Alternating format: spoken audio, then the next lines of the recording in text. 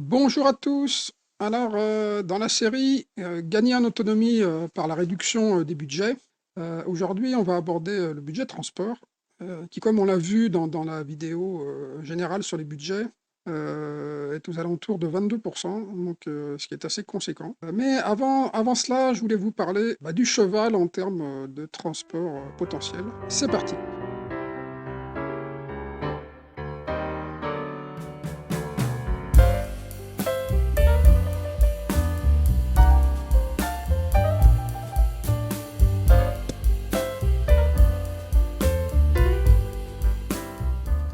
Alors, déjà, le cheval, il a besoin d'un hectare, enfin au moins un hectare, et 25 litres d'eau par jour. Alors, il peut à peu près parcourir 30 km par jour, ça fait à peu près bon, 10 000 km par an, donc c'est pas trop mal quand même, hein. Mais alors, parallèlement à ça, sur un hectare, on peut produire 1000 litres d'huile de colza. Il faut savoir qu'un moteur diesel, c'est un moteur conçu au départ pour fonctionner à l'huile. Et donc, voilà, si on prend une 205 diesel, une voiture très très standard qui consomme 5 litres au 100, et ben en fait, avec 1000 litres, elle pourra parcourir à peu près 20 000 km par an. Donc le double du cheval. Alors elle pourra parcourir ces 1000 km en 24 heures aussi, hein, contrairement au cheval, et transporter 300 kg de matériaux sans souci, à une vitesse 3 fois supérieure. Donc, en termes de service, c'est vrai qu'au niveau du poids, au niveau de comment dire, du rayon d'action et puis de la vitesse, on peut pas tellement, voilà, le cheval, il peut pas trop s'aligner, quoi, hein. Par ailleurs, cette voiture, elle consomme pas d'eau, hein, contrairement au cheval. Et puis, voilà, puis elle utilise de l'énergie renouvelable, en fait, hein, de l'huile végétale, c'est un biocarburant. Donc, voilà, on voit que pour redonner des terres à la nature, il est plus écologique d'avoir un petit diesel qu'un cheval, quoi. Donc, alors le cheval n'est pas une solution de transport pour l'avenir, en tout cas, voilà, si on veut vraiment s'occuper de l'avenir en tant que au niveau de l'écologie et donc pour qu'on arrive à, voilà, à préserver au maximum la planète et comment dire, à faire durer les ressources. Bon, par contre, il est adapté à à des situations particulières, en tout cas, et à certaines situations. Par exemple, si vous avez beaucoup de terre ou si vous avez une ferme, voilà, le cheval, il va rester très utile pour faire certains travaux de force. Par exemple, pour faire du débardage, des fois, dans certaines forêts, ça peut être intéressant. Et puis aussi, pour entretenir et fertiliser les terres, tout simplement. Donc, voilà pour le cheval, en tout cas, comment dire, en termes de transport, voilà, on voit que c'est vraiment pas une solution, quoi. Donc, c'est parti pour la vidéo.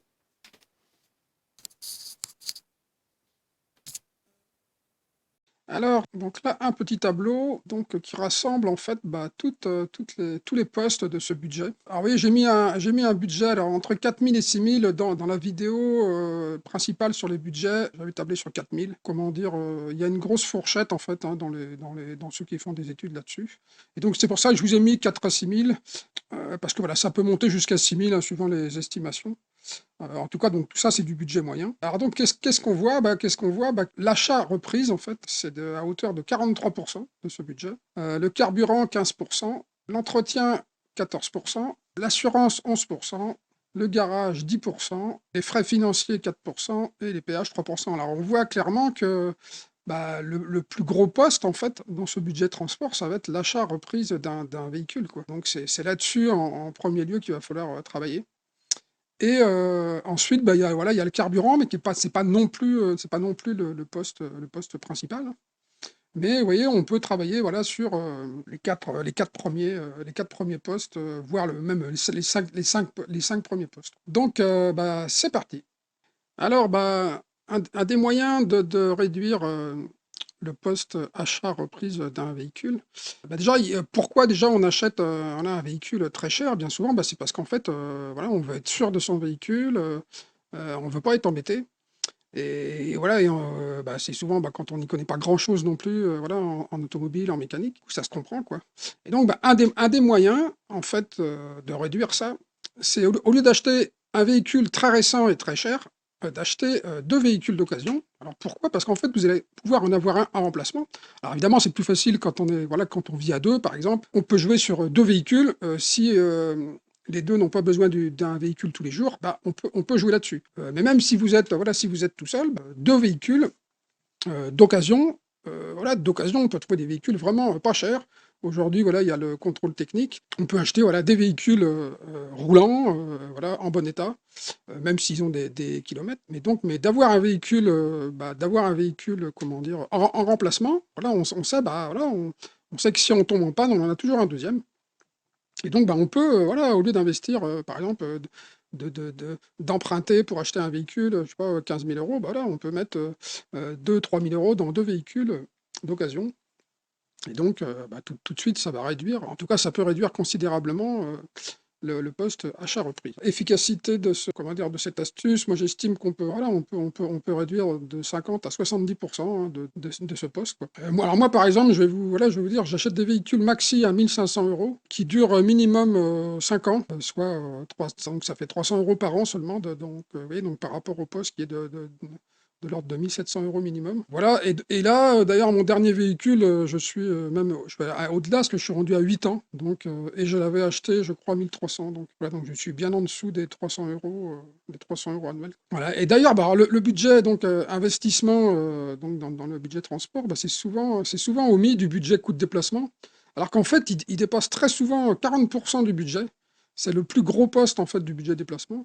Concernant, d'autres astuces au niveau de l'achat, mais qui vont impacter les autres postes, par exemple, acheter un véhicule réputé pour sa fiabilité. Donc là, vous allez faire des économies derrière en entretien et en garage. Donc l'acheter, donc voilà, réputé pour sa fiabilité et non pour son look ou parce que votre ami, voilà, il en est content. C'est pas parce que votre ami en est content ou que vos parents ont ce genre de véhicule, que c'est fiable, quoi. Donc il faut aller, voilà, il y a des sites comme, genre Caradisiac, vous allez trouver des infos sur la fiabilité, des véhicules et donc, bah, voilà, déjà, acheter un véhicule fiable, vous aurez beaucoup, beaucoup moins de frais. Achetez aussi un véhicule avec le moins d'options possible, parce que plus, en fait, vous avez d'options, plus vous aurez des pannes potentielles, quoi. Par exemple, les vitres électriques, elles finissent toujours par tomber en panne et si vous n'êtes pas du tout, mécano, bah, par exemple, ça, c'est des choses, ça va vite coûter très cher, en fait. Mais voilà, mais avant, bah, les véhicules, ils avaient pas de vitres électriques, voilà et bon, faut quand même pas exagérer, quoi. Tourner une manivelle, c'est pas très compliqué. Voilà et la manivelle, elle marchera toujours, quoi. La clim, c'est pareil. Une clim, voilà, ça tombe très souvent en panne, il faut les recharger, ça coûte très cher. Bon, voilà, après je dis pas, à moins d'être dans le sud ou dans des endroits où il fait vraiment très chaud. Déjà, commencez par prendre des véhicules avec des couleurs, claires et non des couleurs sombres. Les couleurs claires, elles réfléchissent la chaleur du soleil et donc elle chauffe beaucoup moins en été. Achetez aussi des véhicules où la courroie de distribution a été faite, parce que si vous n'êtes pas capable de la changer, bah, une courroie de distribution, c'est au minimum du minimum, c'est 500 € pour la faire remplacer. Donc bah, voilà, tout de suite, ça augmente énormément le budget achat, hein. D'autres astuces qui vont impacter les autres postes, bah, changer pour un véhicule plus léger et avec un moteur plus petit. Parce qu'en fait, ce sont les 2 sources principales de consommation, sur un véhicule. Aujourd'hui, les moteurs sont devenus énormes et les véhicules aussi d'ailleurs, hein, on se retrouve avec des véhicules, à pas loin de 2 tonnes, quoi. Alors qu'une 2 chevaux suffit, pour bien des trajets. En 1949, les premières 2 chevaux, elles avaient des moteurs de 375 cm3. Voilà, c'est vraiment c'était des toutes petites cylindrées et d'ailleurs ça équivaut c'est la cylindrée des voiturettes d'aujourd'hui. Et donc, elle roulait à 65 km/h et elle consommait 4,5 litres au 100. 70 ans plus tard, bah, en fait, les véhicules, ils ont tellement grossi, en fait, que bien souvent, ils consomment plus que la 2 chevaux. Voilà, et aujourd'hui, bah, voilà, on le sait, on est limité sur les routes, donc, bah, en fait, la 2 chevaux, elle fait carrément le job, voilà, sans trop consommer, quoi. Mais bon, voilà, c'était juste pour donner un parallèle. Voilà, mais voilà, tout ça pour dire que la plupart des véhicules vendus aujourd'hui, bah, ils consomment bien plus. Alors, pour le côté pratique, vous pouvez acheter aussi une remorque, si besoin, pour transport des matériaux. Voilà, si le véhicule est petit, s'il n'est pas break, bah, voilà, voilà, l'achat d'une remorque en plus, voilà, et une remorque, bah, vous la gardez à vie, quoi. Donc ça vieillit pas comme une voiture. Il n'y a aucun souci, au pire, il y a un pneu à changer et c'est tout. Alors autrement, encore une autre astuce pour donc le poste achat reprise, bah, c'est de mettre de l'argent de côté pour avoir de quoi racheter un véhicule d'occasion rapidement au cas où. Voilà, on trouve des véhicules, encore une fois, on trouve des véhicules roulants avec contrôle technique à partir de 1 000 €, voire même moins. Mais bon, voilà, voilà, entre 1000 et 2000 €, voilà, on peut trouver quelque chose de correct, et qui roule, et qui va pas tomber en panne, quoi. Et autrement, bah, une autre astuce aussi, dans le domaine, c'est, bah, avoir un travail le plus proche possible du domicile, voire même au domicile, hein, en autonomie d'ailleurs, voilà, l'idéal c'est de travailler, chez soi, quoi. Ou en télétravail, ou alors d'avoir une auto-entreprise. Parce que, bah, dans ce cas, vous n'aurez plus besoin d'un véhicule hyper sûr, quoi. Comme vous vouliez avant, si vous aviez, par exemple, 20 ou 30 kilomètres à faire pour aller à votre boulot, quoi. Et on va le voir dans la partie carburant, bah voilà, c'est de grosses économies. Mais voilà, en tout cas, là, ça va pouvoir réduire le budget achat reprise. Voilà, si on a moins besoin d'un véhicule sûr, bah voilà, on peut se permettre de rouler dans des véhicules d'occasion, quoi. Alors, le poste, carburant. Alors, bah, la solution la plus efficace, bien sûr, bah, de moins rouler, hein. Alors, j'ai donc mis en premier les réductions de kilomètres en tout genre, car c'est bien plus efficace que d'acheter un véhicule qui consomme moins.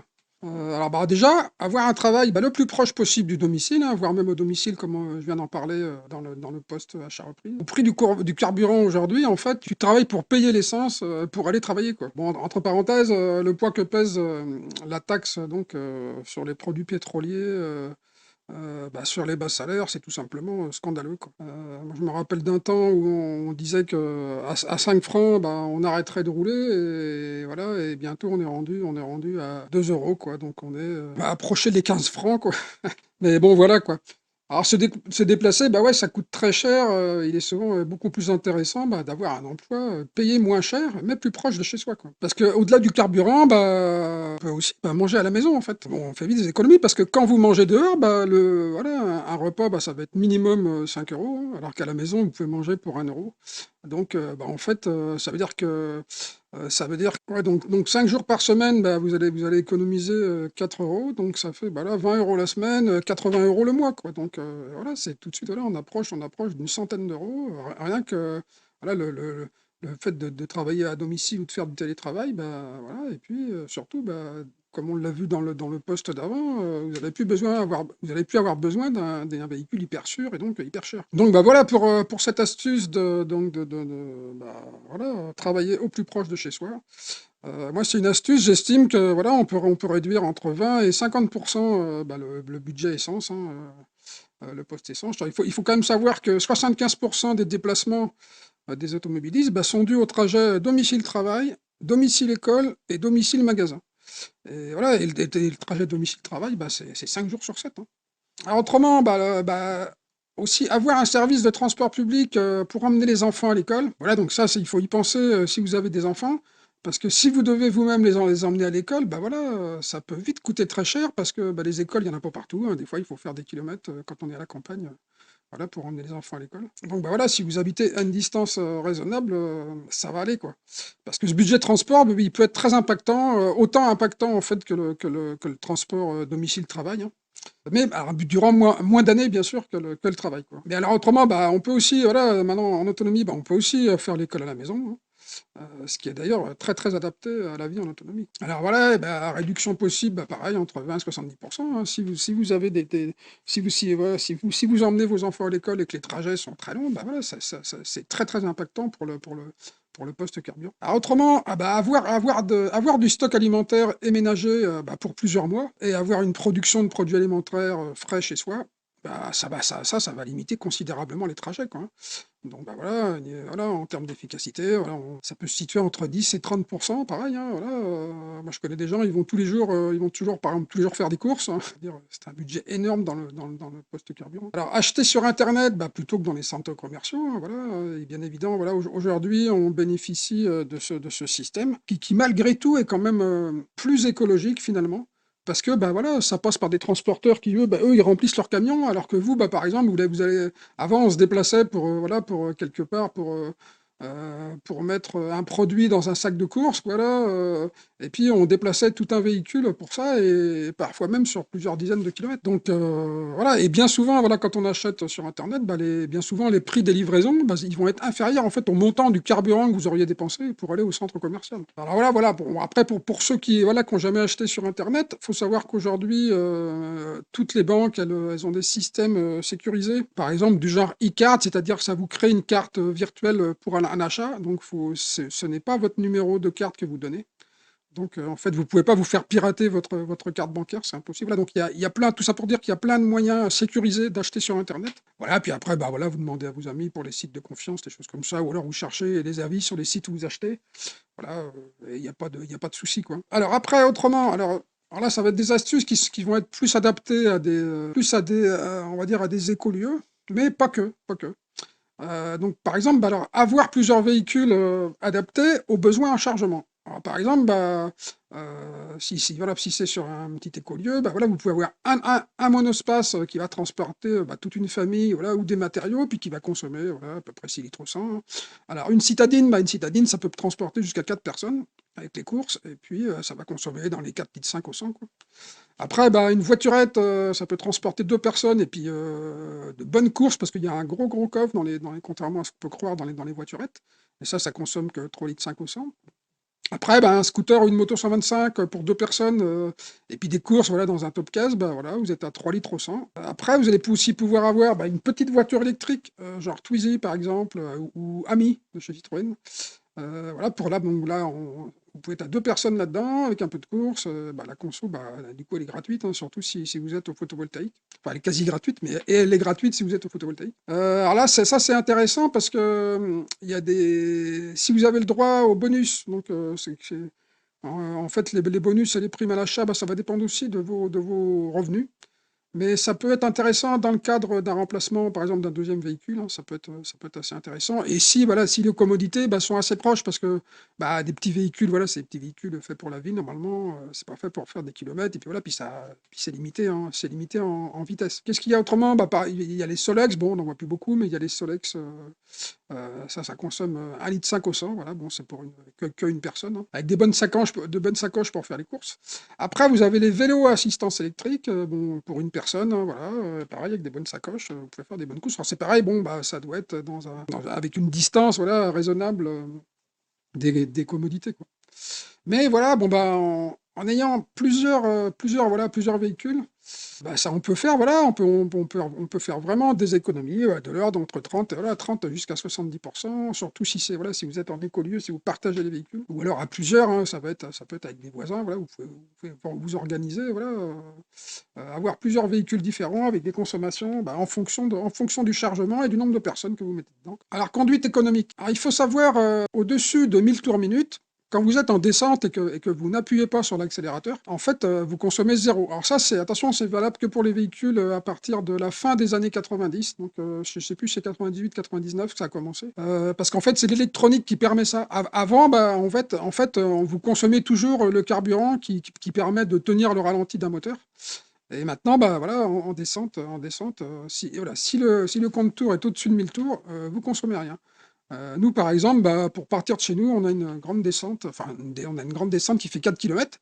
Et en fait, bah là, en jouant avec les vitesses, on consomme zéro. Autrement, rouler au régime moteur le plus proche du couple maximal. Donc ça, en général, c'est marqué dans les caractéristiques du véhicule. Bien souvent, voilà, je vais vous donner des ordres d'idée. Bien souvent, pour les diesels, c'est autour de 2000 tours. Il faut essayer quand vous changez les vitesses, il faut toujours essayer d'être aux alentours de 2000 tours. Et pour les véhicules essence, généralement, c'est 3000 tours, mais plus ça va, plus ils améliorent. Donc, ils ont des fois des couples maximum, même qui ont tendance à baisser, les véhicules essence. Donc, voilà, donc ça permet bah, d'utiliser en fait, le moteur vraiment dans sa performance maximum au niveau consommation, quoi. Alors, rouler à vitesse voilà, minimum par rapport à la vitesse, donc en cinquième ou sixième. Alors nous, par exemple, bon, notre Scénic, bon, je l'ai amélioré, je vous expliquerai ça plus tard, là. Mais on peut rouler jusqu'à 65 km/h en cinquième. Ben, en fait, voilà, vous allez tout de suite baisser en consommation. Pourquoi alors? Parce qu'en fait, quand on descend voilà, dans des vitesses en dessous de 80 km/h, ben, en fait, le gain énorme qu'on va avoir, c'est sur l'aérodynamisme, en fait, parce que c'est ça, en fait, c'est l'aérodynamisme qui consomme le plus une fois qu'on dépasse une certaine vitesse, en fait. Voilà, donc ça, bah, là, bah, rouler, à petite vitesse, voilà, bon, surtout, bah, quand on a le temps, voilà, quand on a le temps, bah, c'est sûr qu'on peut se permettre de rouler vraiment à faible vitesse, quoi. Moi, je roule très, très, très souvent, voilà, à 70 km/h, on va dire, voilà. Et voilà, sur les petits trajets, et surtout que maintenant, on est limité à 80, donc c'est pas, voilà, c'est pas pas vraiment gênant sur le, comment dire, sur la route. Et pour les longs trajets, aussi, bah voilà, si vous traversez la France, bah, faites en sorte que votre carrosserie soit vraiment propre, voilà, parce que pareil, ça va être impactant sur la consommation. Donc voilà, donc bah, toutes ces petites astuces, pareil, bon voilà, bon, vous allez pouvoir peut-être réduire de 20 à 35%, suivant comment était votre conduite avant, quoi. Si vous avez une conduite très sportive, voilà, vous allez pouvoir gagner pas mal, hein. Alors autrement, bah, d'autres astuces, bah, utiliser par exemple bah, le covoiturage hein, pour aller au boulot. Donc bon, maintenant ça commence à être très, je pense que c'est bien répandu, quoi. Alors c'est plus compliqué à la campagne parce que bah, il y a moins de, c'est sûr qu'il y a il y a moins de possibilités évidemment, hein. Mais voilà, alors pareil, là voilà, ça peut être quelque chose qui va vous réduire votre budget carburant voilà, de l'ordre de 30% facilement, quoi. Autrement, bah, des stratégies pour les longs trajets. Bah, par exemple, traverser la France en avion sur compagnie low cost. Alors, c'est moins cher et plus écolo, contrairement à ce qu'on pense. Quand on regarde ce que consomme un avion, en fait, eh ben, comme il y a une économie d'échelle au niveau du nombre de passagers, un avion en ligne intérieure, ben, il va moins consommer en fait qu'un véhicule si vous êtes tout seul dans le véhicule. Attention, maintenant, à partir de 2-3 dans un véhicule, ça va être plus éco. Autrement, bah, voyager en Blablacar, ou alors voyager en tant que conducteur de Blablacar aussi. Que, voilà, si vous aimez bien ça, bah, pareil, là, vous avez, en étant conducteur de Blablacar, bah, vous pouvez carrément avoir des trajets quasi gratuits hein, si vous embarquez du monde, quoi. Bah, voyager en stop, bon après, bon bah c'est certainement plus facile l'été, quoi. Voilà, si vous aimez bien ce genre de transport. Voilà, donc bah, toutes ces petites astuces de stratégie à long trajet, bah, voilà, vous pouvez avoir des grosses réductions entre 30 puis jusqu'à 100%, voilà, si vous êtes en stop, hein. Qu'est-ce qu'il y a aussi? Alors, alléger le véhicule. Aujourd'hui, oui, les véhicules sont énormes et lourds, voilà, on a des engins de tonnes, bon, bah, donc on l'a déjà, ça j'en ai déjà parlé, bah, déjà c'est au niveau de l'achat, acheter des véhicules légers, quoi. Et autrement, bah, dans beaucoup de véhicules, on est rarement à plus de deux à embarquer. Et ce qui fait que les sièges arrière, bah, en fait, ils servent quasiment jamais, quoi. Donc, bah, si vous avez des véhicules où ils sont faciles à enlever, nous, par exemple, dans le Scénic, ils sont toujours enlevés, en fait, parce que, bon, bah, déjà, nous, comment dire, ça sert en même temps d'utilitaire pour transporter du matériel. Bon, voilà, en autonomie, comme on bricole pas mal, bah, voilà, on transporte souvent du matériel, quoi. Qu'est-ce qu'il y a aussi? Les roues de secours, des fois, elles sont quand même assez lourdes. Donc, vous pouvez remplacer la roue de secours bah, par une pompe ou une bombe anti-crevaison aussi. Voilà, donc ça fait toujours du poids en moins, quoi. Alors après, moins consommer d'électricité parce que, bah, vous le savez peut-être pas, mais en fait, quand, vous consommez de l'électricité, bah, en fait, il y a votre alternateur, bah, qui a besoin donc de recharger les batteries, et plus vous tirez de l'électricité, bah, plus il a besoin de recharger les batteries et donc, bah, lui, il tire sur le moteur, en fait, il freine le moteur, en fait. Donc du coup, le moteur est obligé de maintenir un ralenti plus haut et est obligé d'accélérer un peu plus, pour la même vitesse, quoi. Donc, bah, comment réduire l'électricité? Bah, voilà, par exemple, moins mettre le climatiseur. Un climatiseur, c'est tout de suite 1,5 litre au 100 en plus, hein, voire 1 litre hein, pour certains véhicules. La ventilation, pareil à fond, le ventilateur, ça consomme pas mal. Euh, alors, si vous roulez beaucoup de nuit, bah, remplacez les phares halogènes par des ampoules à LED. Alors, attention toutefois, il faut bien réduire la puissance consommée, hein, parce qu'autrement, ça sert à rien. Parce que maintenant, le problème, c'est ils vont faire des ampoules à LED qui ont la même puissance consommée que les anciennes ampoules halogènes, ce qui fait qu'en fait, vous allez éclairer plus, mais consommer tout autant. Donc là, c'est pas très intéressant. Donc il faut bien vérifier que bah, vous allez éclairer autant, mais que vous allez consommer moins. Bon, voilà, maintenant, c'est valable si vous roulez beaucoup, beaucoup de nuit. Voilà, sinon, c'est pas très, très, très, très impactant. Les autoradios, après, de forte puissance, c'est pareil, hein, bah, ça consomme pas mal, quoi. Voilà, bon, après, voilà, sur l'électricité, vous allez peut-être faire des économies, voilà, entre 3 et 10%, c'est pas des énormes économies, mais bon, il fallait en parler, ça fait partie des économies. Donc, bah, on en a parlé plus haut, changer pour un véhicule plus léger, donc et plus petit, hein, bien sûr. Donc là, bah, là, au niveau réduction, ça peut être entre 20, voire à 50%, quoi. C'est clair que comment dire, un plus petit moteur et un véhicule plus léger, c'est vraiment les premiers postes, en fait, qui vont diminuer la consommation de carburant. Bah, maintenant, on va passer à d'autres alternatives. Alors, vous avez bah, rouler à l'huile. Savoir que le moteur diesel, à la base, il était conçu pour rouler à l'huile. Bon, alors, dans la plupart des véhicules, on peut rouler avec jusqu'à 50% d'huile hein, mélangée au gasoil. Donc, voilà. Donc, bon, après, ça va être différent suivant les technologies, suivant les pompes à injection. Mais on peut monter jusqu'à 100% d'huile avec certaines pompes à injection. Et là, il y a un système, Il faut un réchauffeur d'huile aussi pour l'hiver. Voilà, donc si vous avez moyen de récupérer des huiles, voilà, après, il faut faire une petite station de filtrage, décantation, et avec une bonne filtration finale au micron. Voilà, donc ça reste tout à fait possible. Après, si on dispose de beaucoup de terrain, on pourra aussi produire son colza pour en faire son huile. Il faut savoir qu'avec environ 1000 m², vous pouvez produire 100 litres. Donc, c'est quand même abordable si vous avez un grand terrain. Alors, voilà, donc efficacité possible de 30 à 100%, hein, si vous avez l'huile totalement gratuite. C'est clair que c'est intéressant. Après, vous avez roulé à l'éthanol. Déjà, c'est parce que c'est un carburant qui est très peu taxé, hein. Pour 1 litre de gazole, vous avez 2 litres d'éthanol. Donc, alors bien sûr, à l'éthanol, ça consomme un peu plus, du genre 20% de plus, mais bon, on n'est pas au double, hein, donc, tout de suite, on réduit son budget. Ça peut être intéressant à l'occasion d'un changement de véhicule, mais aussi on peut passer une voiture à essence à l'éthanol, hein. Il y a des kits qui se font. Donc ça peut être, voilà, si vous le faites vous-même, ça peut vraiment ne pas être trop cher en fait, cette modification. Et puis surtout, vous allez pouvoir amortir, compte tenu de l'envolée de prix des carburants aujourd'hui, vous allez pouvoir amortir très rapidement cette installation. Il faut savoir qu'autrement l'éthanol, c'est fabriqué à partir de betteraves sucrières, enfin en tout cas en France, quoi, beaucoup. Et pour faire 10 000 km par an, avec un petit véhicule, il faut environ 600 litres.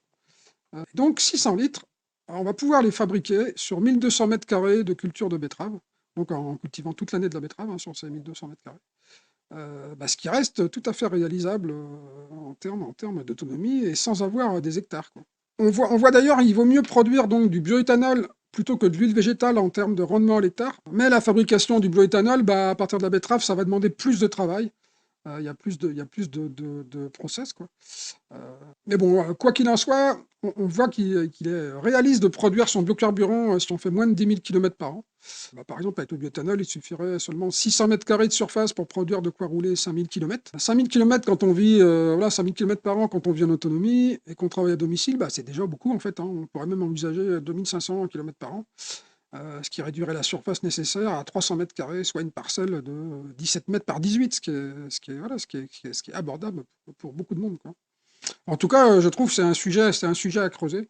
Et d'ailleurs, il faut savoir que avant qu'ils interdisent l'alcool, début du XXe siècle, là, avant qu'ils installent la prohibition, et ou autrement les taxes, hein, chez nous, en fait, le monde paysan, voilà, quand ils avaient, et ils en avaient souvent, par exemple, des surplus, par exemple en fruits, qu'est-ce qu'ils faisaient? Ils faisaient de l'alcool avec, hein. Et après, ils mettaient ça dans les tracteurs. Il faut savoir que les tracteurs, au début, c'était des tracteurs à essence, hein. Donc, ils avaient leur carburant, quoi. Ils avaient leur carburant, quoi. Enfin bon, voilà, c'était un petit aparté. Autrement, rouler à l'électrique, alors ça peut être une excellente solution, moi je dirais en second véhicule, parce qu'on est limité en distance. Et puis surtout, en achetant des véhicules d'occasion, parce que bon, on l'a bien vu, le budget, comment dire, ce qui est le plus impactant, c'est l'achat et reprise, hein. Donc, acheter neuf, voilà, c'est vachement difficile à amortir et ça fait de toute façon un budget annuel qui est très conséquent. Mais aujourd'hui, ils avaient des primes même pour les véhicules d'occasion électriques, donc ça peut être vraiment intéressant.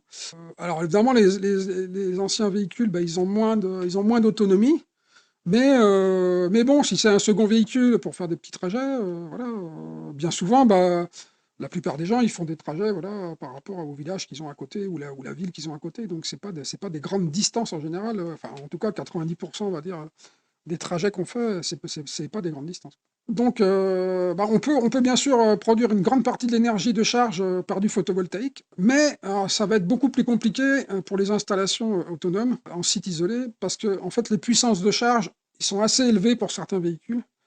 Et donc, il faudrait vraiment surdimensionner l'installation en termes de panneaux et de batteries, ce qui fait que ça serait, après le système photovoltaïque et l'économie de carburant, ça serait difficile en fait à amortir, quoi.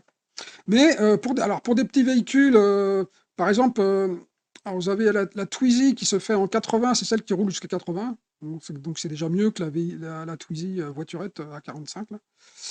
Et ça, ils ont des charges, en fait, des puissances de charge qui sont assez faibles Et donc ça serait possible avec des systèmes photovoltaïques en site isolé, quoi. Voilà, alors après, il faut voir sur les autres véhicules s'il y a des charges lentes.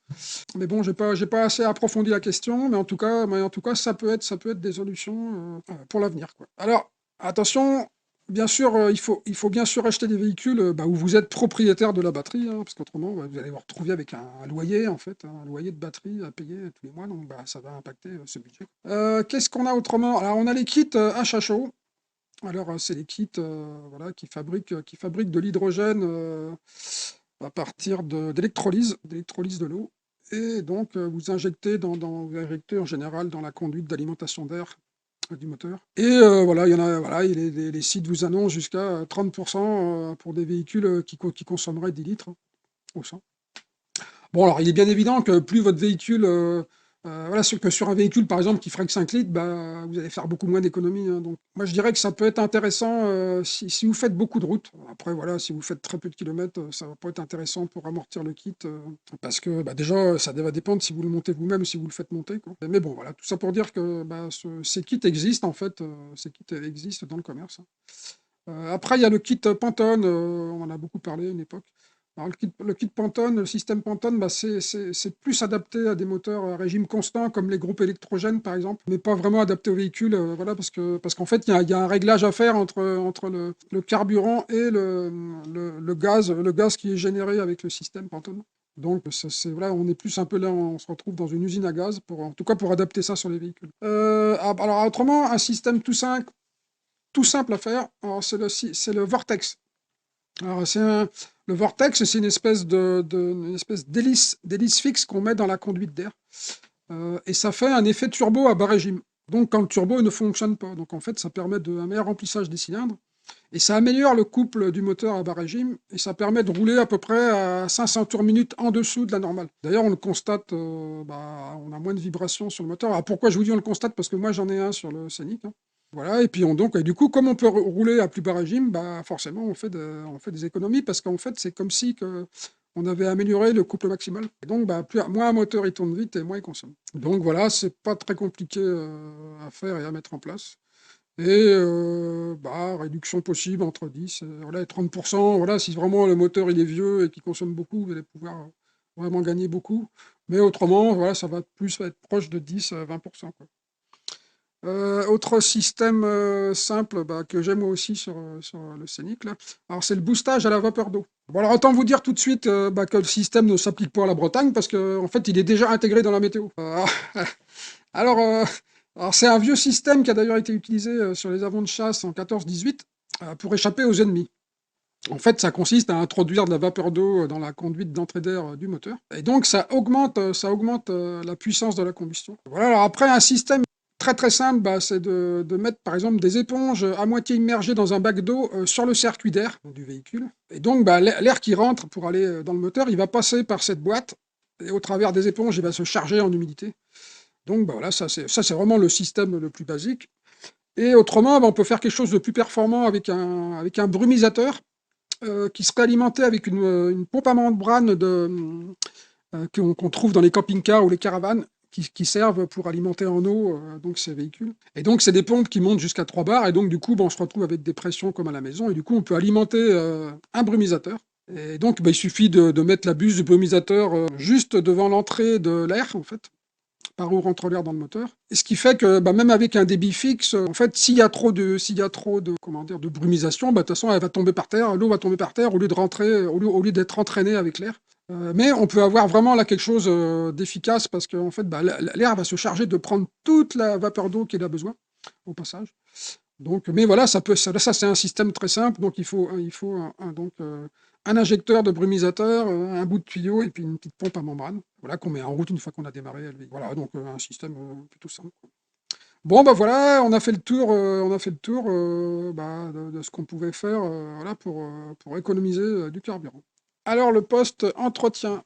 Alors bon, j'ai mis sur tout ce qui est primordial en fait, à mon sens, hein. Donc bah apprendre à vérifier les niveaux. Donc les niveaux d'eau de refroidissement et d'huile moteur. Bon ça normalement vous trouvez ça dans le manuel de votre auto pour savoir où est-ce que ça se situe dans le moteur. Parce que ça, c'est vraiment les niveaux qui sont vitaux pour votre moteur. Voilà, donc s'il manque de l'eau, de refroidissement ou de l'huile moteur, voilà, vous allez aller droit à la casse moteur à un moment donné. Donc voilà, s'il y a une chose que vous devez apprendre, c'est à vérifier ces niveaux. Après, bon, il y a le niveau de la boîte de vitesse, il y a le niveau du liquide de frein. Bon, normalement, le liquide de frein, il y a un voyant comment dire, au tableau de bord qui va nous indiquer de suite si, voilà, s'il y a une fuite, de liquide de frein. Après, bah, vous allez pouvoir avoir comment dire, des niveaux d'huile d'assistance de direction, des choses comme ça. Bon, après, vous avez le niveau d'eau pour le lave-glace. Bon, ça, c'est pas très grave s'il en manque, on va dire. Mais voilà, en fait, voilà, regardez dans votre manuel où, voilà, les niveaux. Bah, les niveaux, voilà, c'est un contrôle visuel. Il suffit de savoir où est le bouchon pour voir, ou la jauge pour vérifier. Voilà, c'est relativement simple et c'est des choses, voilà, qui vont vraiment vous empêcher d'avoir de gros ennuis, quoi. Alors après, si vous n'y connaissez rien, moi, ce que je conseille toujours aux gens, c'est de faire un contrôle technique une fois par an. Un contrôle technique, c'est 70 euros en gros aujourd'hui, plus 15 euros de contre-visite. Donc en fait, pour 85 euros, vous êtes tranquille, en tout cas pour tout ce qui est sécurité du véhicule.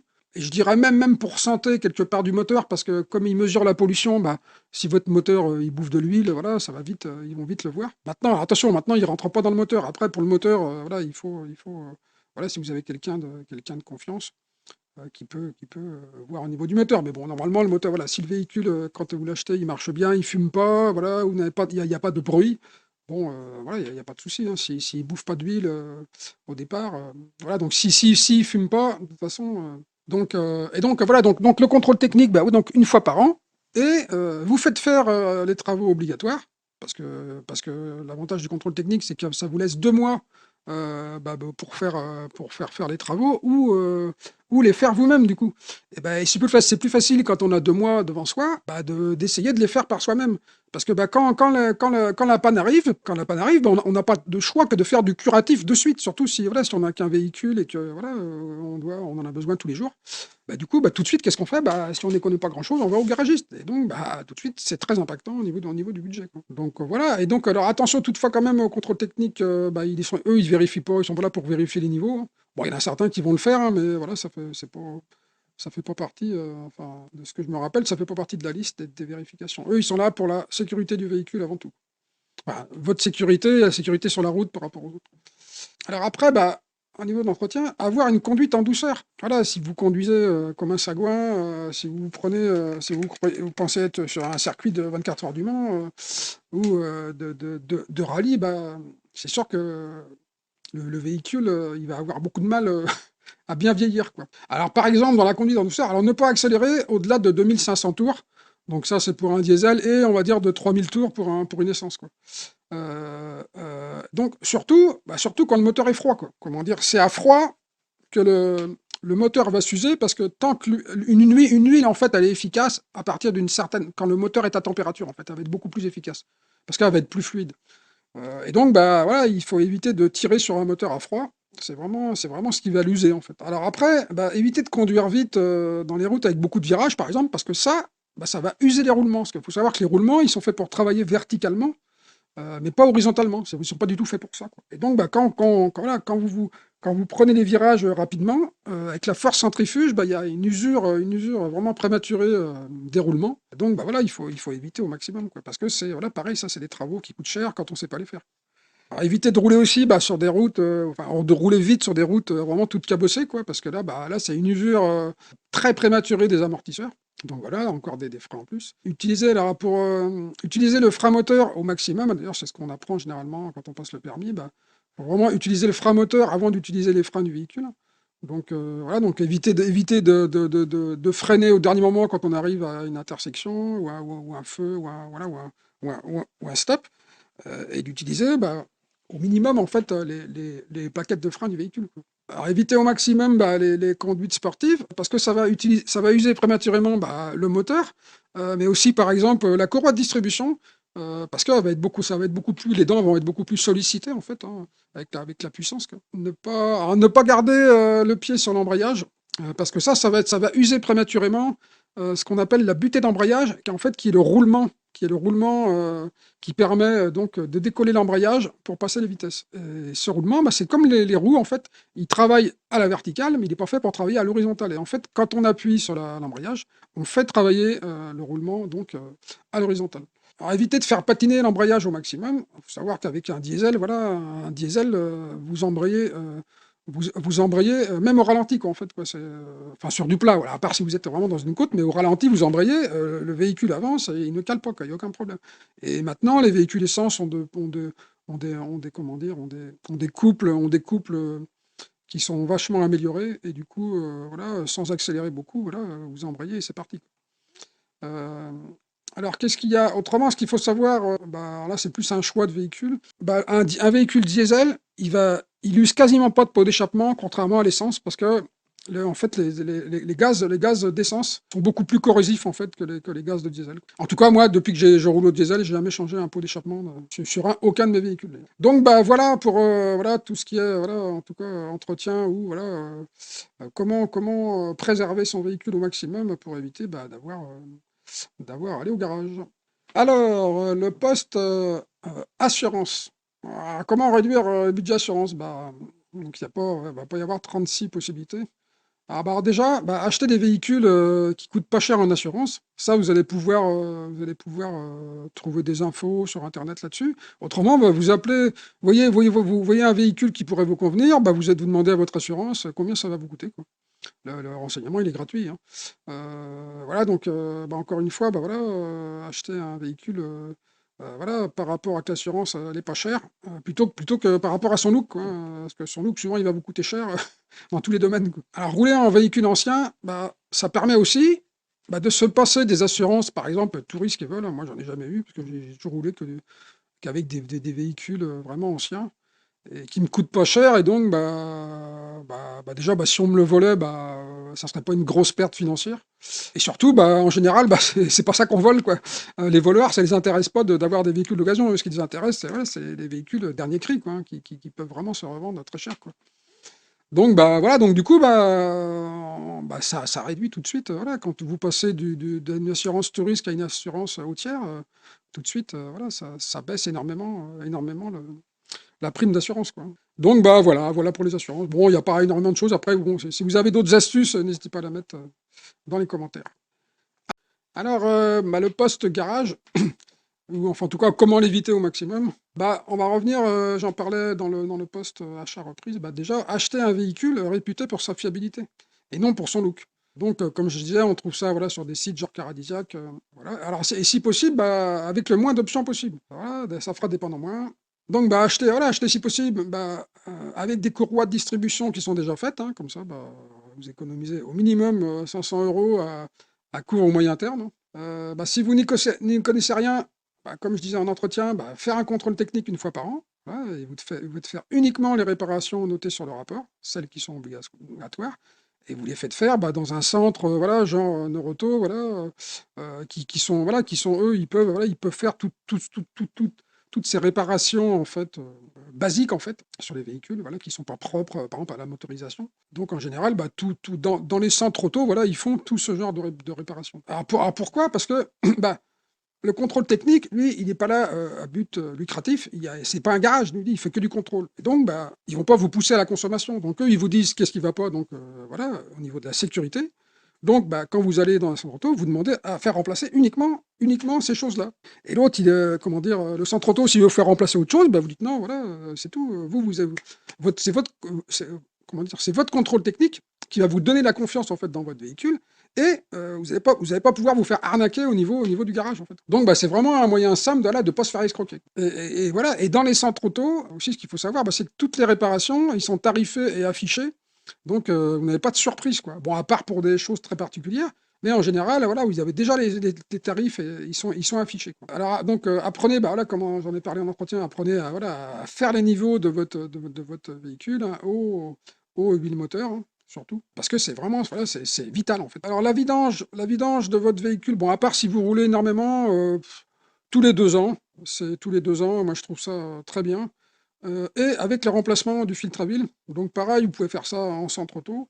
Mettez une bonne huile, voilà, moi je conseille, de la semi-synthétique, moi c'est ce que je mets depuis des années et j'ai jamais eu de voilà, j'ai emmené des moteurs à plus de 400 000, sans aucun problème et qui voilà, des moteurs qui bouffaient pas d'huile, qui étaient pas usés, voilà, voilà, c'est enfin pour moi c'est une garantie en tout cas, si vous voulez emmener loin votre véhicule, ça va bien protéger, votre moteur. Voilà, alors vous pouvez le faire vous-même, mais voilà, ou le faire aussi, voilà, dans un centre auto, hein.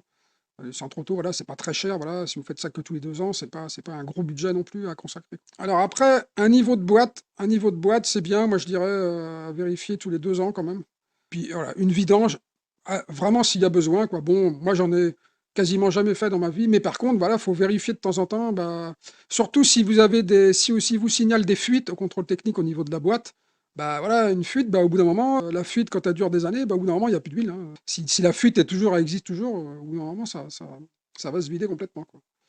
Donc voilà, à vérifier, au moins tous les 2 ans et s'il y a une fuite, bah, plus rapidement, quoi. Autrement, très, très important, alors, quand est-ce qu'il faut vous arrêter? Voilà.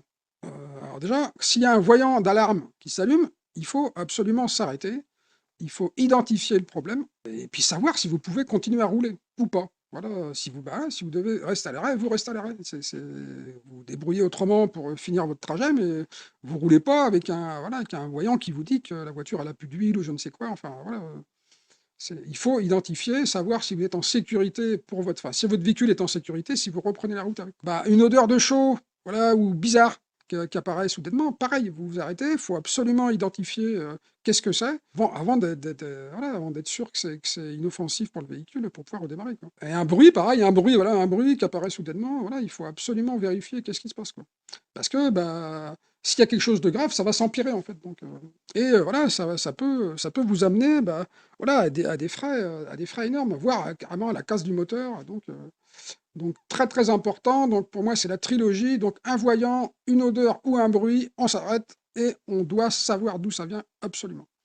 Voilà, bah c'était voilà les choses pour moi principales bah, pour éviter le garage. Alors, les frais financiers, alors en fait, bah, il s'agit des frais d'intérêt, des emprunts. Voilà, donc en fait, c'est pour ça qu'il faut absolument, bah, essayer d'éviter d'emprunter, hein. Donc bah, pour ça, voilà, il faut mettre de l'argent, essayer de mettre de l'argent de tous les mois de côté, hein, ça peut être vous pouvez faire ça au niveau de votre banque, par quelque chose d'automatique, en fait. Voilà, que vous allez mettre sur un compte à partir de votre salaire, un versement automatique tous les mois. Et bah, voilà, acheter des véhicules, moins chers, hein, donc bah, par exemple, comme je disais au début, par exemple, bah, 2 véhicules, voilà, pour par exemple, 3 000 – 4 000 € plutôt qu'un véhicule à 15 000 € quoi.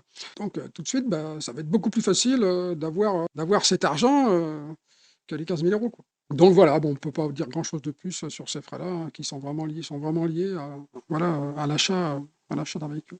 Alors, les péages. Bon, bah, là, on va dire, c'est un peu selon où vous habitez, voilà, si vous êtes obligé de prendre l'autoroute, mais voilà, moi, je dirais que c'est difficilement évitable, bah, sur des longs trajets. Bah, après, surtout si on est un peu pris par le temps, quoi. Bah, après, moi, je dirais que moi, je prends beaucoup enfin, je prends beaucoup. Quand je fais des longs trajets, je prends souvent l'autoroute parce qu'en fait, moi, j'ai tendance à m'endormir. Donc pour moi, c'est de la sécurité, hein. Bah, par contre, il y a un avantage, enfin, en tout cas, aujourd'hui, il y a un avantage à prendre des autoroutes. Bah, il y a surtout l'inconvénient financier, mais en tout cas, il y a des avantages, bah, c'est par rapport au radar. C'est-à-dire qu'en fait, aujourd'hui, bah, avec le 80 km/h et tous les radars, comment dire, fixes qu'on peut trouver sur la route, les radars automatiques, bah, voilà, surtout sur des routes où on passe pas souvent, bah, vous êtes sûr de vous faire, avoir au radar, quoi, pour 5 km/h, quoi. Donc bah, déjà, voilà, sur l'autoroute, si on roule à la limite, voilà, si on roule en dessous de la limite, il y a aucun souci, voilà, on n'aura pas de, comment dire, d'amende, quoi. Voilà, après, bah, quand on travaille, si on prend l'autoroute, bah, par exemple, pour aller travailler, bah, voilà, encore une fois, la solution, bah, c'est de travailler plus près de son domicile, hein, voilà, pour éviter d'avoir à prendre des portions d'autoroute, quoi. Mais voilà, je dirais que c'est plus selon chacun, quoi. Alors, on revient juste à quelques secondes là, sur le tableau. Et donc auquel j'ai rajouté une colonne donc pour vous montrer, bah, moi, à combien, à peu près je me situe donc par rapport, on va dire au budget moyen, hein. Donc vous voyez, donc moi au niveau où je gagne énormément, c'est au niveau achat reprise, hein. C'est pour ça d'ailleurs que c'est ce que j'avais mis en premier dans les astuces au niveau de l'achat reprise, c'est voilà, d'acheter, voilà, de rouler avec des véhicules d'occasion, hein. Les acheter très peu cher, hein, des véhicules qui ont des kilomètres. Moi, il faut savoir que j'achète des véhicules qui ont minimum 150 000 km, hein. Voire maintenant, j'achète des véhicules qui ont 200 km, 200 000 km parce que les moteurs sont vraiment de plus en plus fiables. Et donc, vous voyez, donc voilà, je suis qu'à 240 €. Alors, et vous voyez, entre parenthèses, j'ai mis deux véhicules, parce que donc j'ai compté ça pour deux véhicules, parce que j'en ai deux, j'ai un Scénic et puis un scooter sur 25. Et donc c'est pour que ça soit juste au niveau des assurances, mais surtout c'est pour que ça colle avec ce que je vous ai dit, c'est-à-dire que quand on a deux véhicules, voilà, on peut se permettre d'en avoir un en panne, c'est-à-dire on a toujours moyen de se dépanner. Donc ça va aussi dans cette logique pour pouvoir acheter un véhicule d'occasion dont on va être forcément moins sûr qu'un véhicule récent. Et quoique, parce que alors moi je pense que aussi c'est aussi un mythe. Moi ce que j'ai remarqué, c'est qu'en achetant des véhicules qui ont plus de 100 000 ou plus de 150 000, en tout cas tous les défauts d'usine, parce qu'il y en a toujours, hein, en fait, ils sont réglés, ils sont réglés à ce kilométrage-là. Moi j'ai jamais eu jamais eu de soucis dans ma vie. Ça a été très très rare en fait, hein. Et puis depuis les contrôles techniques, voilà, déjà le contrôle technique, il va vous dire enfin il va vous dire 90% des problèmes qu'il peut y avoir sur le véhicule, à part les problèmes moteurs. Après, moi les moteurs, je vérifie qu'ils fument pas, qu'ils fait pas de bruit. Voilà. Mais voilà, déjà au niveau de la fumée, alors il faut savoir les choses simples à savoir au niveau de la fumée quand vous achetez un véhicule. Un véhicule qui fume un peu noir, c'est qu'il est, voilà, il y a un problème de peut-être le filtre à air encrassé ou un mauvais réglage de carburation ou de pompe à injection. Donc ça peut se régler. Un véhicule qui fume blanc en permanence, donc là c'est joint de culasse, donc il y a de l'eau qui passe dans le moteur, donc là c'est mort, on n'achète pas. Et un véhicule qui fume bleu, c'est au niveau du moteur, c'est soit les cylindres, la segmentation qui est usée, soit les guides de soupape qui sont morts, donc là tout de suite c'est des frais, donc voilà, donc pas de fumée, zéro fumée, il faut acheter, voilà, zéro fumée, pas de bruit. Et normalement, voilà, le moteur, il n'y a pas de problème. Derrière, vous faites bien, comment dire, la vidange quand il faut et tout se passera bien, quoi.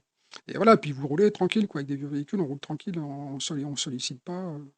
Voilà. De toute façon, voilà, une voiture, c'est pas fait pour durer longtemps, c'est pas fait pour faire de la conduite sportive, hein, donc, mais bon, voilà, toujours est-il, donc on pourra en venir au tableau.